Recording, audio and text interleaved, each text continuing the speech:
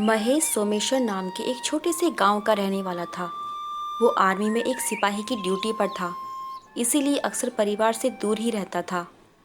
कुछ ही दिनों बाद उसका ट्रांसफ़र सियाचिन बॉर्डर पे हो गया और अब वो अपने परिवार से और भी ज़्यादा दूर चला गया। बॉर्डर पर ड्यूटी करना इतना आसान नहीं था, क्योंकि यहाँ पूरा इलाका हमेशा बर्फ़ से ही ढका रहता था। कड़ाके की ठंड, आतंकी घुसपैठ और बर्फबारी में फंसना एक आम बात थी।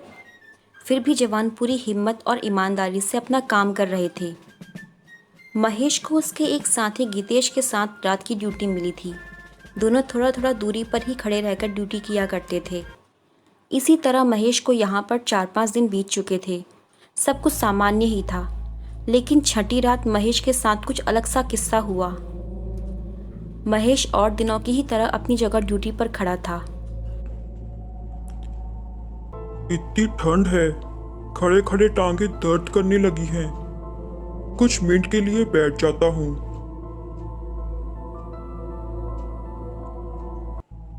अब थोड़ा सा आराम मिला, बस कुछ मिनट बैठकर फिर दोबारा अपनी जगह पर खड़ा हो जाऊंगा। महेश को बैठने के कुछ मिनट बाद ही नींद आ गई।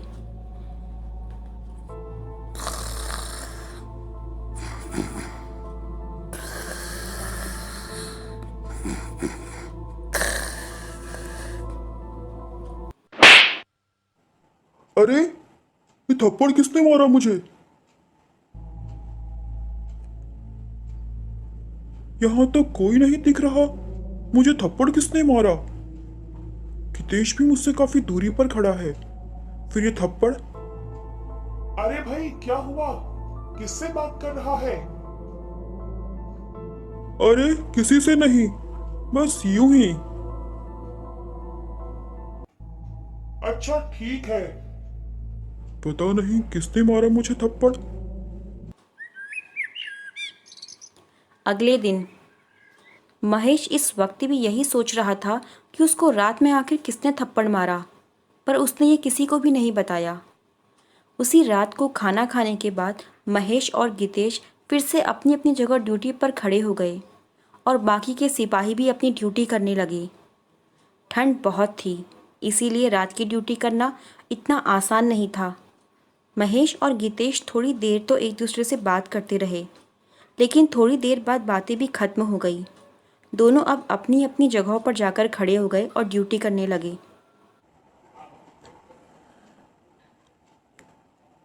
काफी देर से खड़े खड़े टांगों में दर्द होने लगा है।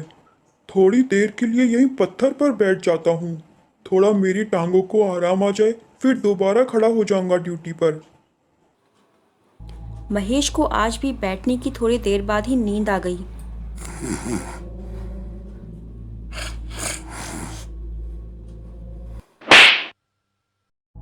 अरे कौन है? सामने आओ। ऐसे मजाक इतनी रात को कौन कर रहा है मेरे साथ? हिम्मत है तो सामने आओ। महेश यहाँ वहाँ नजर घुमाता रहा, पर उसको अपने आसपास कोई भी नहीं दिखा। ये नींद आते ही मुझे थप्पड़ कौन मारकर चला जाता है और इतनी जल्दी गायब भी हो जाता है? कोई बात नहीं, मैं कल ही साहब को इसकी शिकायत करूंगा। लेकिन उनसे क्या बोलूंगा कि ड्यूटी करते करते मुझे नींद की झपकी आ गई थी।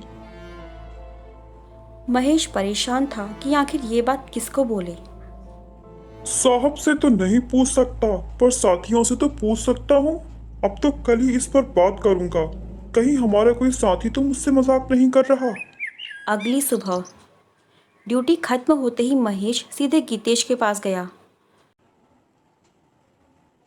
यार, 2 दिन हो गए। 2 दिन से रात की ड्यूटी करते हुए मेरी कुछ मिनट के लिए आंख लग गई, और ना जाने ऐसे में किसने मेरे साथ शरारत की और मुझे थप्पड़ मार के भाग गया। अच्छा, इसका मतलब तू अपनी ड्यूटी सही से नहीं कर रहा है। क्या मतलब? तुझे शायद पता नहीं होगा, पर इसके पीछे की ना एक वजह है। क्या तू जानना चाहेगा? हाँ, बिल्कुल। शायद तुझे पता नहीं, तुझे थप्पड़ हवलदार जीवन सिंह मारता होगा। कौन है वो? मैं अभी उसको बताता हूँ। अरे, तू उसे क्या बताएगा? क्या मतलब? महेश, वो कोई इंसान नहीं बल्कि एक आत्मा है। भाई, तुझे बेवकूफ बनाने को मैं ही मिला था क्या? मैं तुझे बेवकूफ नहीं बना रहा, ये सच है। जब भी बॉर्डर पर ड्यूटी करते हुए कोई सिपाही सो जाता है ना, तो हवलदार उसे थप्पड़ मारकर जगा देता है, ताकि सिपाही सतर्क रहे और घुसपैठिया ना घुस जाए कोई। क्या तू सच बोल रहा है? क्या ऐसा हो सकता है? हाँ, ये बात तो यहाँ पर हर कोई जानता है। तू चाहे तो किसी से भी पूछ ले। ऐसे बहुत से लोगों के साथ हुआ है यहाँ पर, तू पहला नहीं है। हवलदार जीवन सिंह? कौन थे ये? हवलदार एक सच्चा देशभक्त था, लेकिन एक रात आतंकवादी हमारे एरिया में घुस आए और उसी वक्त हवलदार जीवन सिंह ने वहीं उनको ढेर कर दिया। लेकिन उसको भी इस दौरान 2 गोली लग गई और वहीं पर वो शहीद हो गया। तभी से इस इलाके पर उसकी आत्मा आज भी पहरा कर रही है। जिस भी सैनिक को ड्यूटी करते हुए झपकी आ जाती है, जीवन सिंह उसको थप्पड़ मार के जगा देता है। हे भगवान, आज के बाद ध्यान रखूंगा कि ड्यूटी करते हुए मेरी आंख ना लग जाए, वरना दोबारा थप्पड़ खाना पड़ेगा मुझे।